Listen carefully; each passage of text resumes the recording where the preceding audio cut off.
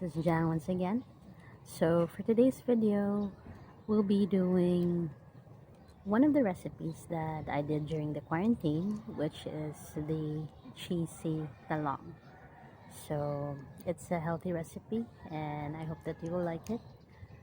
Once again, I would like to thank all of you who have been watching my videos as well as checking out my daughter's channel, Lavender Flower. So for any content suggestion, you may actually message me or comment down below. So once again, this has been Jang, and if you like this video, don't forget to hit the like button, the notification bell, so that you'll be notified every time I will have a new video. So, and please don't forget to subscribe. So once again, this has been Jang, and I hope you have a good day. Bye.